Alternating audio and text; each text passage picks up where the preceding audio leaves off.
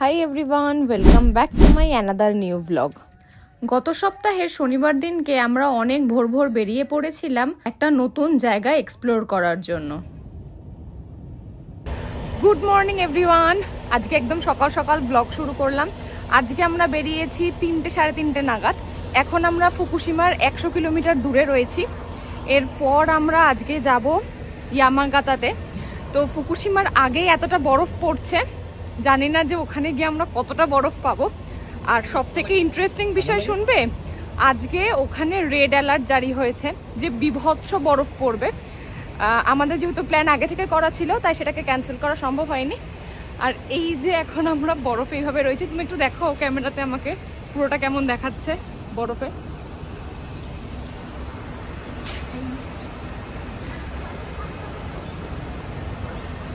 বিভৎস ঠান্ডা। এই এত অসাধারণ একটা এক্সপিরিয়েন্স তোমাদের সবার সাথে শেয়ার করব। আর এই ব্লগটা একটু বেশি বড় হতে চলেছে, কারণ 2 দিনের ব্লগ এটা। সো সাথে থাকো। টাটা।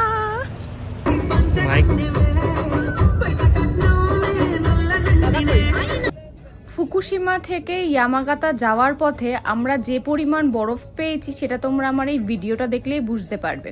কিছুটা সময় তো গাড়ির সামনের রাস্তাটাতে প্রপারলি দেখা পর্যন্ত যাচ্ছিল না যে কিছু দূরে কি রয়েছে, তাই খুব সাবধানে আমাদেরকে আস্তে আস্তে গাড়ি চালিয়ে যেতে হচ্ছিল।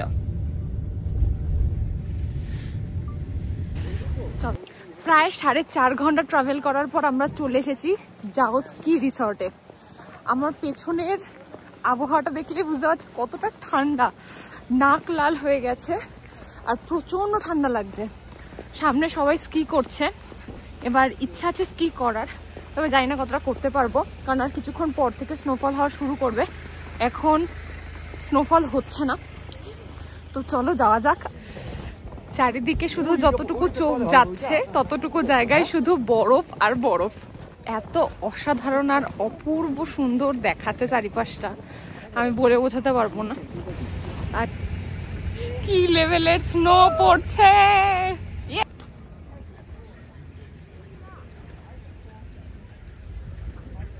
ওখানের পার্কিং লটে গাড়ি রেখে আমরা ট্যাক্সি করে চলে গিয়েছিলাম ওই স্নো মনস্টারগুলো যেখানে দেখা যাবে সেইখানে।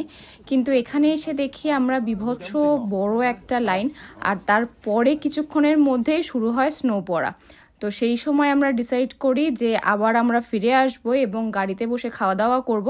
খাওয়া দাওয়া শেষের পর আমরা আবার লাইনে দাঁড়াবো এবং তারপরে আমরা ওই স্নো মনস্টারগুলো দেখতে যাব। কিন্তু যত বেলা গড়াচ্ছিল তত স্নোফল হওয়া বাড়ছিল। তো সেই জন্য আমরা ডিসাইড করলাম যে ওই এক জায়গাতে যদি আমরা দাঁড়িয়ে থাকি তাহলে আর বাদবাকি যে জায়গাগুলো আমাদের ঘুরতে যাওয়ার কথা সেগুলোতে আমরা যেতে পারবো না। তো যার জন্য ওইটা আমরা আর না দেখে আমরা বেরিয়ে পড়েছিলাম ইয়ামাগাতার যেখানে স্নো ফেস্টিভ্যাল হচ্ছিল তার উদ্দেশ্যে। এখন আমরা এসেছি একটা স্নো ফেস্টিভ্যাল দেখতে।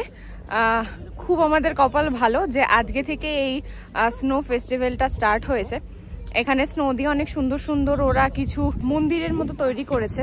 এই যে আমার পেছনে তোমরা দেখতেই পাচ্ছ, আর একদম আমার পেছনে রয়েছে কিছু খাওয়ার দোকান।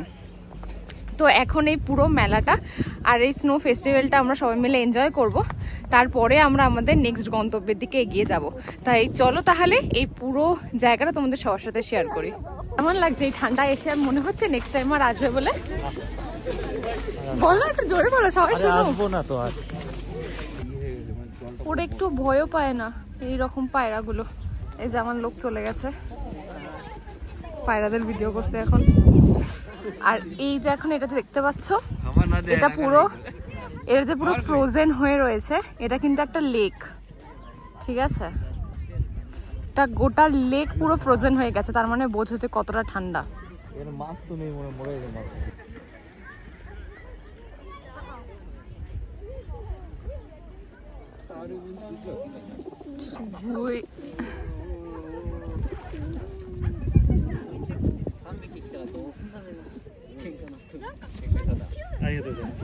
আরে এত কোথায় মাছ। আর এই যে বললাম যে আজকে থেকে শুরু এই ফেস্টিভ্যালটা, তো যার জন্য এখন কিন্তু এখানে সবে করা শুরু হচ্ছে।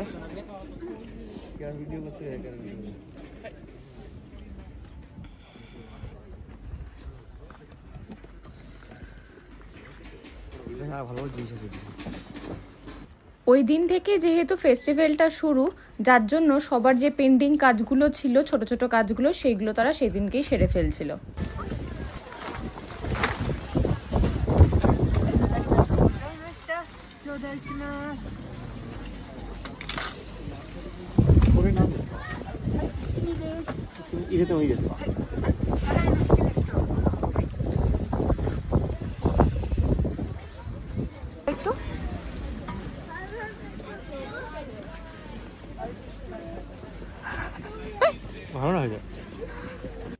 এই যে আমরা কোথাও না কোথাও ঘুরতে গেলেই সেখানের আশেপাশে যে সুভেনিয়ার শপগুলো থাকে সেখান থেকে কোনো না কোনো একটা খেলনা ও কেনেই।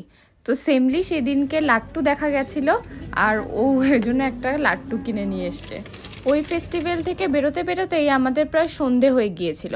তো যার জন্য আমরা সবাই মিলে ঠিক করলাম যে এবার আমাদের হোটেলের দিকে যাওয়া উচিত, কারণ আবার কালকে সকালবেলা উঠতে হবে এবং তারপরে আমরা আবার বিভিন্ন জায়গায় ঘুরতে যাব। হোটেলে ঢুকেই আমাদের যা যা ফর্মালিটিস ছিল সেইগুলো আমরা সেরে ফেললাম এবং এই হোটেলে সব কিছুই সেলফ সার্ভিস ছিল। তো যার জন্য আমাদের ঘরের জন্য যা যা লাগবে সেগুলো আমরা সব নিয়ে নিলাম। আর ঠিক হলো যে আমরা ফ্রেশ হয়ে তারপরে আবার সবাই দেখা করব।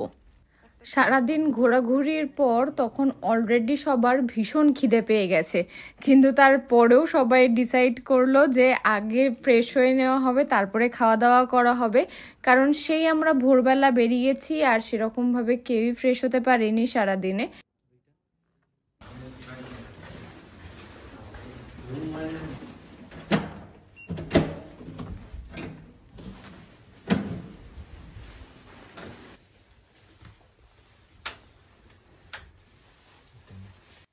চলে এসেছি আমরা আজকে রাতের জন্য, এটাই আমাদের আশ্রয়স্থল।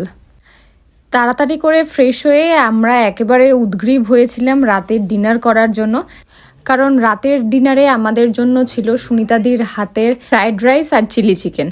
আহা, সে যে কি দারুণ স্বাদ, সে আমি তোমাদেরকে বলে বোঝাতে পারবো না। চলো খাওয়া দাওয়া আমি সেরে ফেলি, আর তোমাদের সাথে আমার আবার দেখা হচ্ছে এই ট্যুরের সেকেন্ড ব্লগ নিয়ে খুব তাড়াতাড়ি। ঠিক এখানে দাঁড়িয়ে আমার সাথে একটা ঘটনা ঘটলো। কয়েক সেকেন্ডের জন্য চারিপাশে কিছু দেখতে পাচ্ছিলাম না।